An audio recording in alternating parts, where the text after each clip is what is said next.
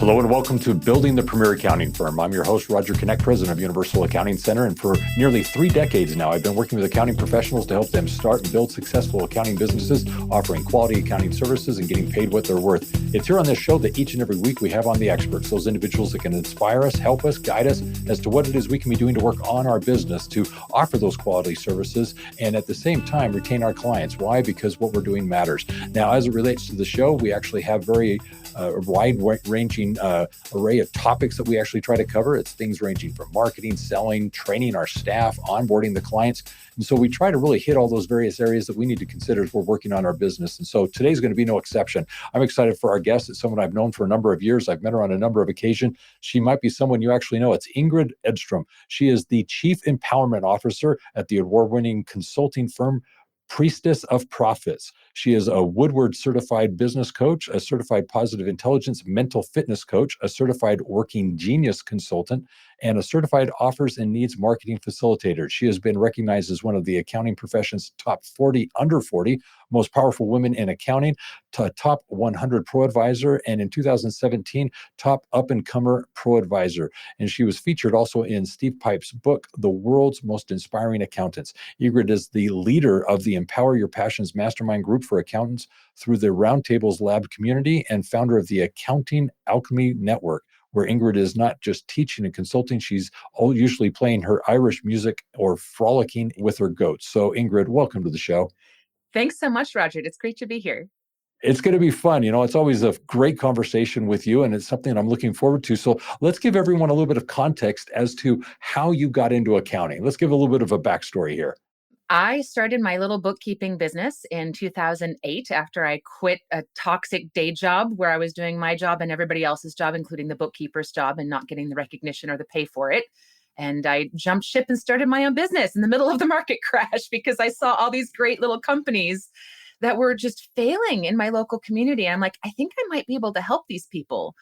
And it's just been kind of going since then. And yeah, it's kind of interesting because those things that you just rattled off in my bio, I totally Forrest Gumped my way into all of that. Like, I'm not a CPA. I've never taken a formal accounting class at a college in my life.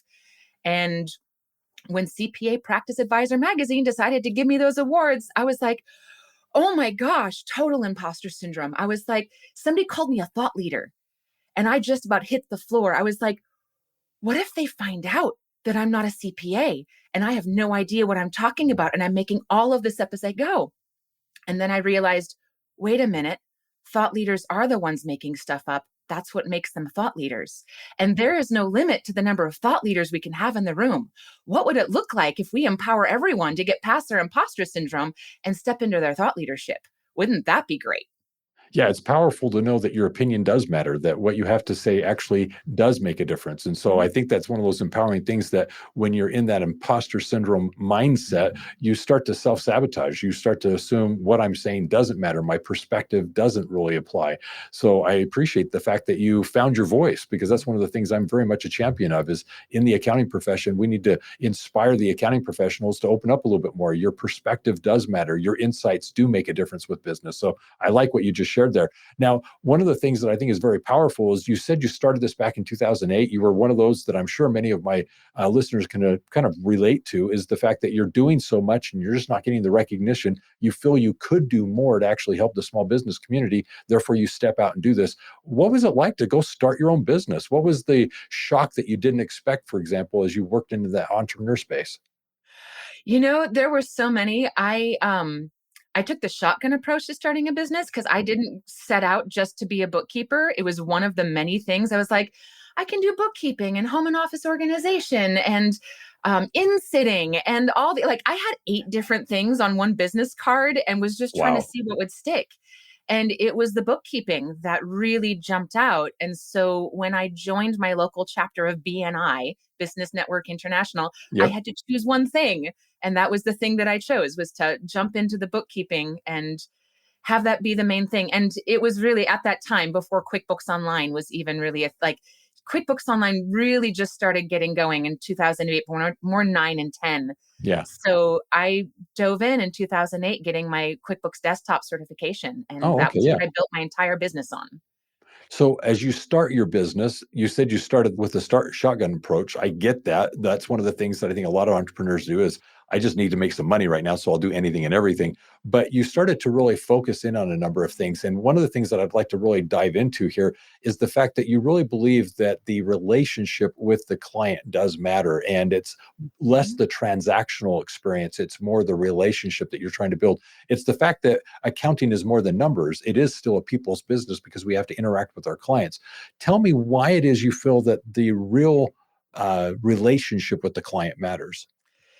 Who do we want to be spending our time with? I mean, if we think about where we're investing our time and the experiences that we want to have, if we're only focusing our time and energy on building a business to make the money to pay the rent and buy the food, and we're just running in the hamster wheel. What do we want those experiences to feel like? I want to invest my time with people that I enjoy being around, doing work that is meaningful to me, not just trading my hours for dollars. And so the relationships with clients, I actually started learning a lot of this in BNI, Business Network International, learning to build relationships around knowing and liking and trusting other people and having reciprocal referral relationships. But then also after 5 years in BNI, I ended up leaving my local chapter because I was recognizing that most of my best referrals were coming from other accounting professionals. And BNI is a closed networking group, meaning there's only one person for each professional classification allowed in a chapter. That's right. And I realized that I really needed to be networking with more accounting professionals. And it was when I went to my first Scaling New Heights conference in Oh, yeah. 2015 that my entire world changed. So thanks, Joe Woodard. I appreciate that. So, with regards to your conference experience, I'm a big proponent of going to conferences. I attend a number of them every year. What is it about a conference experience that you feel is, let's say, beneficial from a career point of view, but more importantly, from a business point of view? Oh, there's so many things. When I went to my first Scaling New Heights in 2015, which was in New Orleans, which was I fantastic, remember that one. um, it was Katie Peterson who talked me into going. She was in a BNI chapter up in the Portland area, and we had connected online. And I was really nervous. I had just earlier that fall talked myself out of going to the first QuickBooks Connect because I was like, oh my gosh, I'm going to be surrounded with a bunch of older, smart, well-dressed, wealthy, successful accountants. I had no idea what the culture was going to be like. Uh-huh. I assumed that I was going to be surrounded by a bunch of men in suits and that they were going to take one look at this young redheaded bookkeeper and be like, what the heck is she doing here? And then I went to Scaling New Heights and I was like, oh my gosh, these are my people. This is amazing. And so getting out of that, but then also seeing where it's like, oh, wait, some of the things that I'm already doing are working. And Hmm. some of these people are asking me what I'm doing and what's working for me. And I actually have things to share here. And also acknowledging that when I went to my first conference in 2015, I was a Luddite. I went to my first conference in 2015 with a prepaid flip phone because I figured I spend all my time at my computer in my office with a landline next to me. Why on earth would I want to pay a monthly subscription for a smartphone that I'm just never going to use? That's not worth it. And then I traveled and that changed. And then I met all of the apps.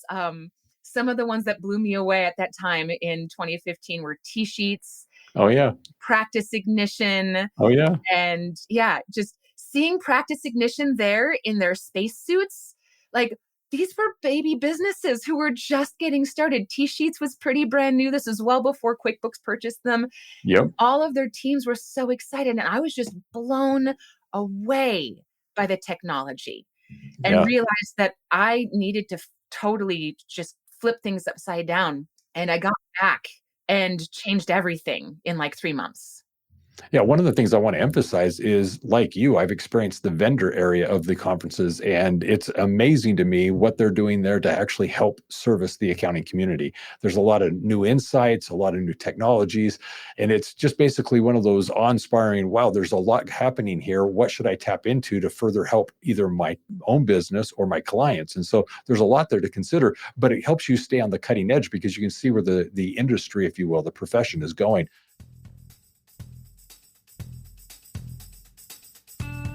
You're the expert in accounting strategy, but when clients come to you with payroll and HR issues, you shouldn't have to carry the burden alone. That's where UAC's preferred HR partner, People Processes, comes in.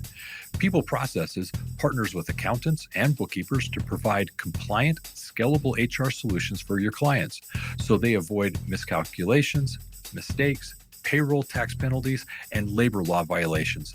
People Processes is offering UAC students and alumni exclusive partnership benefits, including a double first referral bonus. Learn more or join their referral network at peopleprocesses.com/Grocon.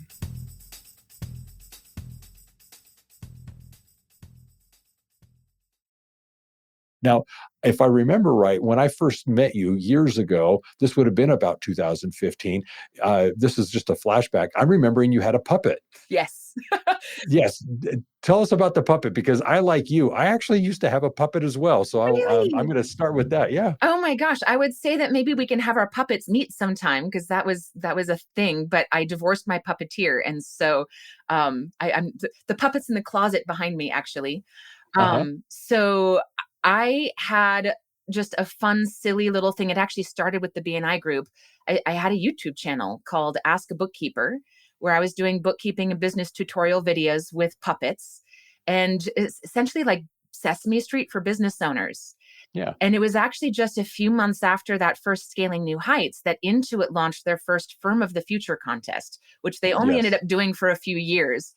But Uh huh. that very first year, it was a video contest. And I was like, oh, all of these criteria for the Firm of the Future, doing value pricing, Hmm. being on social media and, using all these different apps and technology. I'm doing all of those things as of 3 months ago when I went to Scaling New Heights. I'm going to toss my hat in this ring and see what happens. And I ended up getting third place into its first Firm of the Future contest. And they asked me to come and be at QuickBooks Connect after I chickened out of going to QuickBooks Connect the previous year. And Yep. then they asked me to go to SleaderCon and Yeah. I remember yep, that. be on stage at SleaderCon. I think that might actually be where we met. Was at SleaderCon. But yeah, it was good, silly fun. It was a way to just um get out there and be artistic and imaginative in the accounting space. And it ended up attracting a lot of attention for a while, which was interesting. And I'm like, sure, I'll just kind of put this out there. It's fun, it's entertaining, and it's interesting the variety of responses that it got because some people were really into it. I'm like, oh my gosh, my colleagues are watching my puppet show, and some people were like, oh, that's the girl with the puppet. Well, I think what some people were appreciating, they were drawn to, was the fact that you were so lighthearted in some ways about some of the things that people took very seriously. And it was a different thing that they hadn't really experienced. And I like that creative approach because one of the things that I know that you're really focused on is it's more than just the capital profit driven. Let's talk about the numbers. It's also this relationship side of the business that we were starting with earlier, and I think you really get into, I think, a side of the business that some people really don't consider to be part of the accounting, but I do believe it builds the relationships that you're wanting to retain the clients that you have. Wouldn't you agree? Absolutely. I mean, we need to treat each other as humans first. And we attract the people to us that we want to invest our time with by being our full, true, authentic selves. If we're having to hide ourselves behind a professional veneer and all accounting professionals are just carbon copies of each other, of this well trusted professional, then we don't have any deeper relationships. And it just ends up being about the transactional financial gain of providing a service and receiving money for it rather than creating real human reciprocal relationships. All right. So you said something there that I'd like to dive into. What do you mean as to the difference between that transactional relationship versus the reciprocal relationship you're hoping for? Yeah. So if we think about relationships in nature, things like a tree has roots that go into the ground, and those roots, at the very end of those roots, they're connecting with the microbiome in the soil, the mycorrhiza. And that fungal network under the soil can reach out like 100 feet. And the tree might communicate with that fungus and say, hey, I could really use some phosphorus or potassium. And it will reach out and find a rock and pull phosphorus or potassium back and give it to the tree. And the tree will give that fungus a sugar reward for doing that. But they're not keeping score. That's not what it's about. They are in a symbiotic relationship where when one wins, they both win. And it creates a rising tide that raises all ships of a healthy ecosystem overall. And that's what we can thrive in also, a healthy ecosystem where we're actually supporting each other. I hear a lot of people speaking at conferences and coaching and such like that about, oh, you're giving it all away, you're leaving money on the table. I'm in giveaway mode. And I find that the more I generously give, the more I receive. And it all has to do with the attitude that goes into it. If we're so busy keeping score and trying to make sure we get ours, that's a zero-sum game where in order to win, somebody else has to lose. And it really gets us focusing in a scarcity mindset and in competition. Whereas if we are in giveaway mode, we can create a positive sum game where when we help each other, we all win more. So what I'm hearing you say is you're in that giving mode, as you mentioned, and you believe that you have a lot to offer. And as you give in the relationship, you believe that it's going to then cause maybe a connection, maybe a loyalty that they're going to then bring to the relationship that says, I really love Ingrid, what you're doing for me, and I can't give it up. Please continue to help me. And you're looking at it more than just as a financial transaction. You're viewing it as a relationship. They're now involved, you're embedded, you're engaged with them. And like you said, it's going to be that sum that's going to rise the tides. So I'm curious. One of the things that I find very interesting is you sometimes talk about values and how in some instances you feel people are compromising those values. You feel that those are very integral to your success. What are you referring to? What are you saying is being compromised, or you've seen perhaps be compromised that you're unwilling to let go of? Oh, wow. So there's so many layers and levels to this. One of the beautiful things that I actually learned in the Woodard Institute when I was taking classes there, I got to take Joe's class on operational advisory and management advisory courses, and he got deep into value setting, which is really, really great. And one of the things that I learned is that values is synonymous with behaviors. If we are not living our values, really behaving the way that we say that we value, that's just lip service. That's not values. So people might say that they value their family above all else, but if they're working 60, 80-hour weeks, in or out of tax season, is that really where they're putting their time and energy and focus? What is that imbalance? And people talk about work-life balance, work-life harmony, whatever you want to call it. Yeah. That balance, that harmony is really underrooted with the values. It's like Peter Drucker says, culture eats strategy for breakfast. Yeah. We can have a strategy for how we think we want to behave and find all of the apps to make things more efficient. But if we don't have the culture built on what we believe in and how we want to show up in those beliefs in our daily lives in a full integral way, integrity, sharing the root of the word integer, it means to be whole. If we're not Yeah. bringing our whole selves to the game, we're not in integrity. We need to be living our beliefs. And by living our beliefs, we will attract to us the people who share those values and beliefs. And that's how we create community. Now, one of the things I want to bring into this then is just yesterday I was having a conversation and it was regarding success does require sacrifice. And as success requires sacrifice, we couple it with this discussion about values, how sometimes we are perhaps compromising our values. How would you kind of equate the two? how does compromise as it relates to values compare to sacrifice as it relates to decisions that need to be made in order to be successful? Is there any correlation there? Oh, Roger, you're going to love this. So this was not anything we talked about before, but you just No. used a couple of my favorite words. Did you know that the word sacrifice literally means to make sacred? It has nothing to do with giving something up. It has everything to do with creating what is sacred in our lives. And so if we think about sacrifice as, wow, what does it look like to offer, give, and receive in that reciprocal relationship, and recognize that these reciprocal relationships are based upon my deeply held values and beliefs, whatever it is that is sacred to me.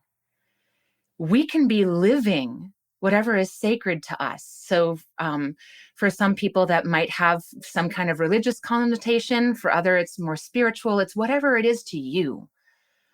But those sacrifices, it really just depends on our attitude going into it. And compromise is that thing that we do where nobody actually gets what they want. What does it look like to go about it with a different attitude and try to create those win-wins rather than being in that scarcity mindset and feeling like we're having to give things up all the time?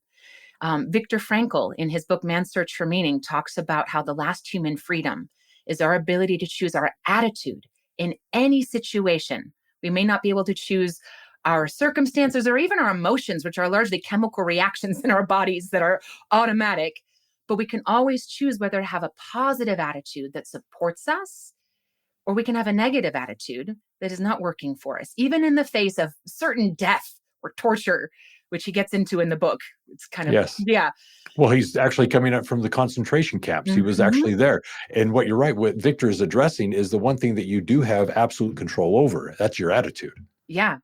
So those ideas of sacrifice and compromise, they're all based in attitude. And if we can shift our attitude around them, the entire game changes. So, as you're talking about sacrifice and compromise, let's go to the client level then. Mhm. How do we find these ideal clients that align with our values, our interests, our goals, and can actually be that, have that reciprocal relationship that we were just talking about that's beyond the transaction that we're actually doing as to the services that we're providing? How do you find that perfect client? What do you need to do in your marketing? What do you need to do in your engagement to ensure that the relationship starts on the right foot? Yeah. So it starts with knowing what your values, interests, and goals are. If you haven't put the thought into really like doing the inner work of what are my values? Have I talked with my family about my values and what are our shared values? What is the change that we want to be and create in the world? How do I put those values forth into my business and make sure that I'm bringing on team members that also share my values? Because if our team members don't share our values, we're going to be rowing in different directions and the boat's just going to be spinning in circles. It's not going to be effective. Yeah. Once you've got that solid foundation built of values within ourselves, values within our close family and friends, values within our teams, putting those values out in your marketing, excuse me, in marketing so that you're attracting to you the customers that share your values. And those customers then become community. And for me, I decided to niche in my business in the tours and activities industry Okay. because I cloned my favorite client. I had one client in that industry who became one of my best friends. We're still friends. Okay. And I said, you know what? I want more clients like this one. And I sat down with him and I basically interviewed him going through ideas of, what is it that he loves about our services and the work that we're doing together? What's been the big game changers for him in the things that we've been doing with him and his company? How could we be offering better service? And this was all back in, I think, 2016. So shortly after that whole thing with Firm of the Future and everything else, like just learning, growing, it was running to keep up with all of it. But I really got to see, okay, what's working. And I started focusing on that industry and managed to create some educational materials that were specific to that industry, got some speaking gigs at industry conferences, things like that. Nice. And then in 2020, COVID happened and the Yeah. tourism and activities industry completely went away. And that gave me the opportunity to shift my focus to working with accounting professionals. It was just what's been really fascinating to me in the last year, though, is here I'd switched my focus. I kind of changed my focus entirely. And then just in the last year or so, tours and activities companies have been totally organically coming back to me because I established myself as the expert in that industry. And suddenly they're asking me to speak at their conferences again. And I didn't even go looking for it. Like, it's the gift that keeps on giving. And I'm finding myself with more work than I quite know what to do with. Frankly, it's been pretty great. And I'm not even doing the back end bookkeeping and accounting anymore. I'm focusing on financial workflow design, coaching, consulting, and um, referring out the back end stuff. So, yeah, niching is a great way to do it. I love hanging out with tour professionals. Yeah, you said all of that without using that word until the very end. Obviously, you niched your services into the tourism industry. You had that 2020 experience where obviously was affected by the economy. But one of the things I wanted to ask is, was that intentional? You had interviewed your ideal client, the one that you were having success with. As you're going through that interview, you identified, well, if I want more of this same type of client, I need to actually have this clear definition in mind and target them. But was that at the time an intentional niching effort, or was that just a process you just naturally were going through and it turned out that you niched your services? It was a very intentional niching effort. Okay. It was not an exclusivity at that time. It was Uh-huh. a focus of where do I want to place my marketing efforts. I would still take in other clients. And often I would find that those other clients were not a fit for what I really wanted to be creating. At this point, I am niching a lot more exclusively. When I work with financial workflow design, those sorts of things, it's generally a tours activities company. And my primary focus at this point is on the coaching services I do with accounting professionals. Wonderful, wonderful. And one of the things I really appreciated you stating is that niching does not mean you're exclusive. It does not mean you're excluding other types of businesses. And I think that's very important. What it is it's that you're becoming very specific and clear in some of the messaging you're doing to target or hone in on a particular industry that you want to actually service. So I like how you were able to distinguish that niching doesn't mean you're excluding. So I like that part.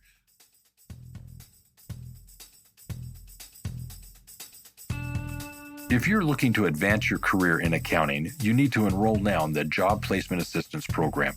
This course is created for accounting professionals to find a new job, apply for a promotion, or get a better position within a company.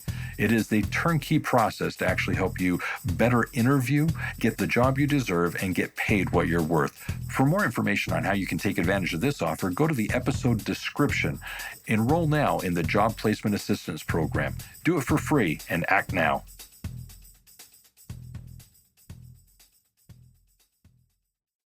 One of the things that I wanted to also dive into here is, as you were growing your business and you mentioned BNI at the beginning with the giver's gain philosophy. You obviously have that mindset of, I just want to give and have that abundance.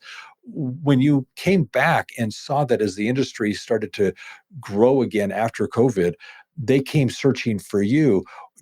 Do you feel that it was actually then a result of the work that you did years previously? Absolutely. All of those seeds that I planted years and years before were germinating.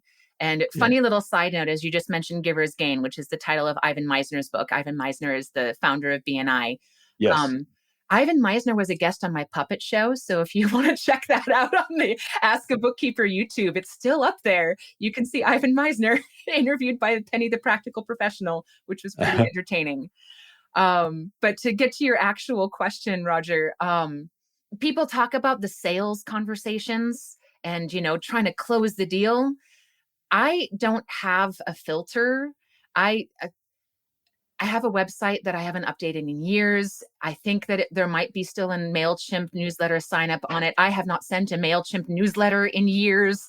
I don't do any marketing. I'm like the cryptid in the woods that people hear about. And when they come to me, it's like, help me, Obi-Wan Kenobi, you're my only hope. And like the deal's already closed by the time they reach out to me. Like they're yeah, it's kind of funny. My reputation precedes me and I don't really do any marketing anymore. Yeah, the reason why I wanted to just kind of tap into that is the fact that I feel a lot of us, from a marketing point of view, presume that there's this quick turnaround, that a lot of the work that we need to do has this sales cycle of days or weeks or months. And that's very valid. I mean, that's how we need to run our businesses, putting forth that effort. We're hopefully with that spigot getting some results quickly so that we can run our businesses. But I wanted to draw attention to the fact that there's a lot of what we're doing here that is credibility based. It's something that you're building as a persona. People get to know you. And over time, these things begin to pay off in years. And that's one of the things that I think is so valuable, because something that you did years ago can still bear fruits. And that's one of the things that I think sometimes we fail to realize, that in our marketing, there are things that you're deciding to do today that may have fruits tomorrow, may have fruits in a month, but they're literally things that may come of this, say, years from now. And when you're running a business as long as I have now, I've been with Universal Accounting for 26 years. There's nice things that come of things that I did 5 years ago, 10 years ago, that are still bearing fruits. And that's one of the things that I thought you kind of brought to the surface there. Definitely. Yes. Yeah. And Yeah. the fruits that they're bearing are so much easier than having to keep up with this marketing machine. Yeah. Now, you brought up conferences earlier. We've attended a number of them. I've seen you at those. I'm curious. There is something to be said about the quality of the content, what the speakers say and what we learn, but there's also something to be said about the networking and the camaraderie, the friendships that are made there. Can you speak to that? Oh yeah. Just being present and getting to know other accounting professionals and having amazing conversations. Like I think too, it's been a couple years since I've been to Scaling New Heights, but the last one that I was at, just meeting somebody over breakfast, and we ended up falling into this amazing conversation about quantum physics.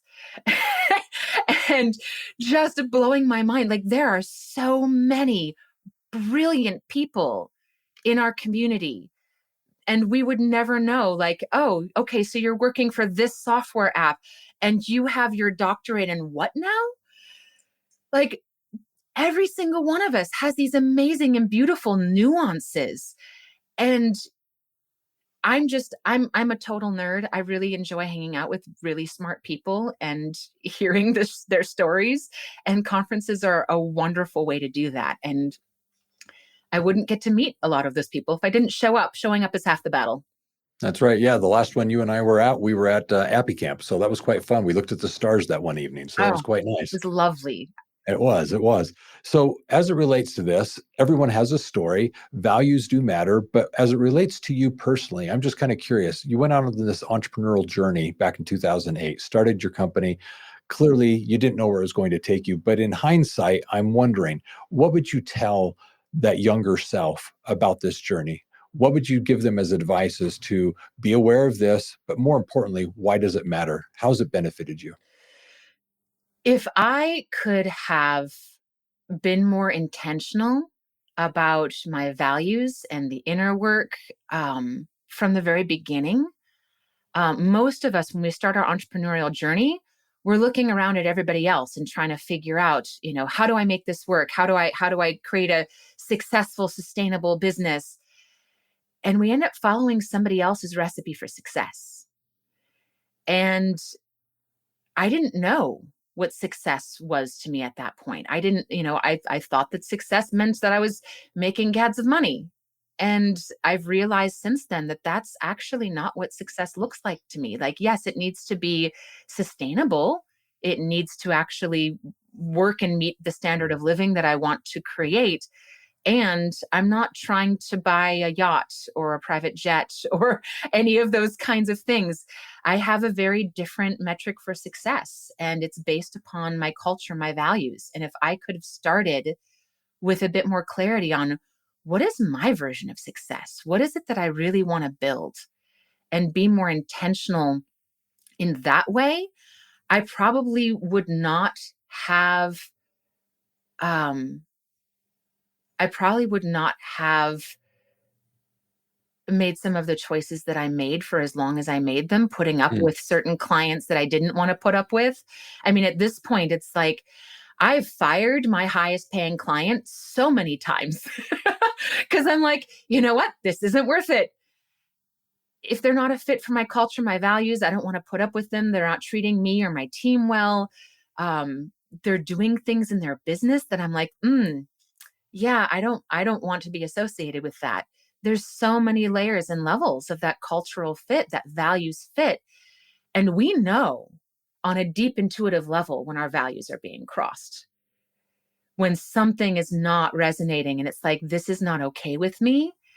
If we continue to sacrifice our values on the altar of profit, that perpetuates an unhealthy world.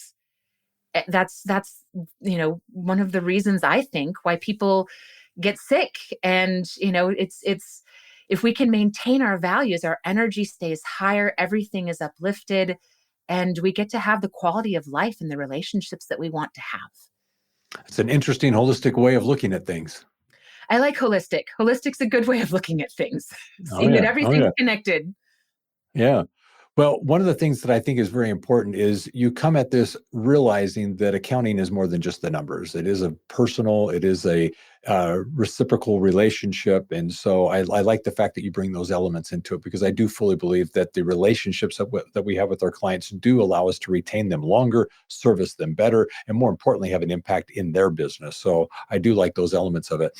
Now, there is something that I think is also very important. You tapped into this idea of initially you were doing the business as it related to just doing what everyone else does. I think there's value there. There's a turnkey element as it relates to business that you can follow to be successful. But to become that 1%, to stand out from the competition, to be someone more than just the accountant, you do need to be authentic, and you need to find what is it that resonates with your clients and kind of balances out with the values that you have. And that then allows you to become that individual within the accounting community that really can be inspiring to others. And that's where you become that thought leader, which I think you have. So that's been wonderful. I do want to ask one last question, and it's regarding the accounting profession. I know that you have some feelings about this, but how do you feel that we can, as a profession, be a vehicle for positive change in the world?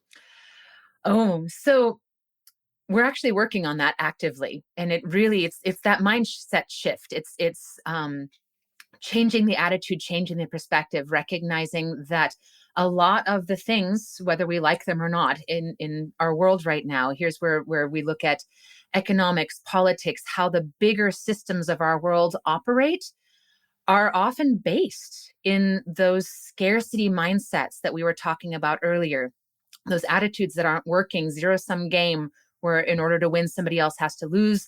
And we're pushed into this competition. And we've been programmed into this competition mindset from a very young age. So shifting that attitude, doing the inner work, and asking ourselves, what would it look like to turn the accounting profession into a vehicle for positive change? How can we turn accounting into simply how we account for what we want to be held accountable to? And that it better be more than just money and finance, because there's so much more important out there.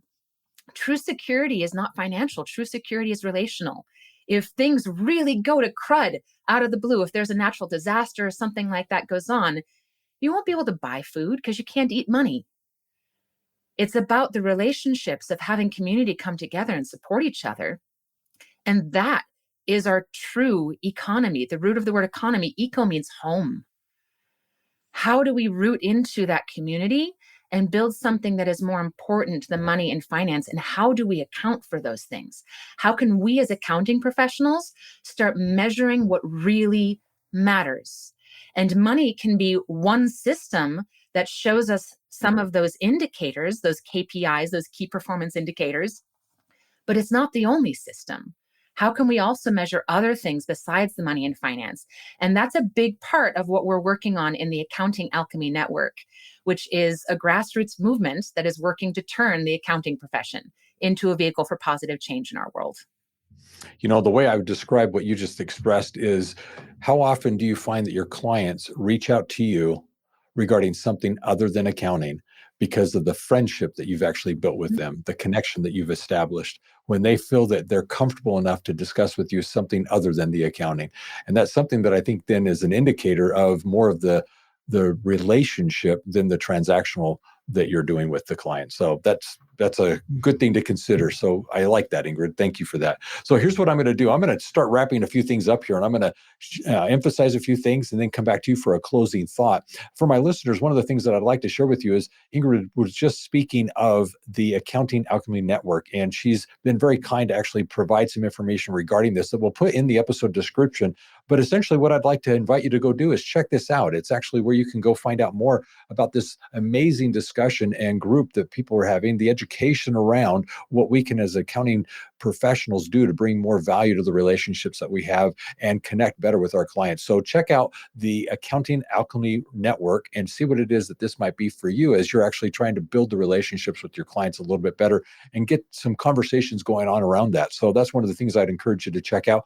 As well, with Universal Accounting Center, one of the things that we're highlighting today is the turnkey business plan for accounting professionals. It is exactly what it is you can be doing to focus on the marketing, the selling, the pricing, the services that you're offering to ensure that you're also not just getting clients and getting well-paying clients, but more importantly, building the relationships that you need, and most importantly, retaining them as clients over the long haul. Why? Because you have a relationship with them and they see value in the services that you're offering. So go now to the episode description, check out the turnkey business plan, what it is you can be doing to build what I refer to as the premier accounting firm in your area. In addition to that, we have an ebook that I would highly recommend called Your Strategic Accountant. It does speak of what this relationship looks like as you're servicing your clients and how they can better see you as, in fact, that strategic accountant, someone that's doing more than just the numbers. It's actually helping them strategically grow and be successful in their business. And then lastly, a book called Your Profit and Growth Expert. Although it is focused on profit, it is actually focusing on the fact that we're trying as accounting professionals to better service our clients and give them access to the information they need to run their businesses more intelligently. And it's through the fact that we're engaging more with our clients, building that relationship with them, that we're able to better meet them where they are with the needs they have so that we can better retain and service them where they are. So check out that book, Your Profit and Growth Expert, as well. Now, with all that being said, as a summary of our conversation, one of the things that I'd like to highlight is the fact that, like so many of us, Ingrid actually started her career going as an entrepreneur into the space of basically starting the business, realizing she had something that she could use to benefit the small business community. And back in 2008, she made that leap. She obviously started getting into that and took that shotgun approach of obviously getting whomever and whatever. But ultimately, she interviewed her ideal client, her favorite client, and found from there that she wanted to focus on the tourism industry. And she obviously then niched her services, realizing that this is something that she could do well, and she could find those clients like that ideal one she already had. In that process, she did not exclude other clients, which I think is healthy and obviously paid off as it came to 2020 when the whole COVID thing reared its head and impacted the tourism industry. Obviously, that's impacting now the niche that she targeted, but she obviously was able to then learn from that and ultimately, years later, still benefit from those relationships as they later reached out as an industry asking for her input and contributions at their conferences. I think that's just a telltale of how, with our marketing, with our intentional messaging, we can actually leave a lasting message out there that people can be drawn to even years in the future. So lots of really small tidbits here. I like the part of the conversation where we were talking about the business relationship being more than just transactional, that it was reciprocal. She gave the analogy, for example, of the tree reaching out to the fungus and asking for these different minerals that it's in need of, and that there was this giver's gain idea of abundance. Let's just give, and through that relationship, it's going to be more than just the transactional of the monetary. It's going to be the helping of one another that's going to build the relationship so that it's a lasting one. The other thing that I thought was helpful is just recognizing that she has this group where she's trying to bring this messaging to the accounting community, which I think is great. She is an influencer. She does have a voice, and she clearly stepped beyond the imposter syndrome that she shared at the very, very beginning. So Ingrid, I love what you've shared. What would you leave as a final thought? I think the final thought is just really going inward and each of us finding our values and putting them out there into the world and being our full, true, authentic selves. And what does it look like for us to empower each other, including our clients and our team members, each of us to be our full, true, authentic selves? It's like Peter Block talks about in his book, Confronting Our Freedom, that true leadership is not about changing someone else's behaviors. Leadership is about confronting others with their freedom, whatever that is for them. Well, Ingrid, I think what you've just shared there is very helpful because as leaders, that's what we need to be. We need to obviously take the lead with the relationships that we have and introduce people to different lines of thought. Now, as it relates to this, I do want to mention she brought up earlier conferences. We were talking about the power of attending these events. I want to invite you to GrowCon. GrowCon is an annual conference for owners of bookkeeping, accounting, and tax businesses. It is one that you do need to attend. Why? Because it's there on the stage where we bring the experts, those individuals that are intended to actually help us understand what we can be doing to better service our clients, to work on our business, to get paid what we're worth. So join us so that we can actually help you hear from those experts, things that you can be doing as it relates to marketing, selling, pricing, training your staff, the tech stacks that they're using to work efficiently and be profitable. All of these things are things that you need to hear. But likewise, as we were discussing, Ingrid pointed out the value of the relationships that you have at these conferences. So clearly at GrowCon, you want to actually meet your peers, find those connections, build friendships, and in fact, collaborate. See what it is that you could do together to better service your clients. These are relationships that will last year upon year.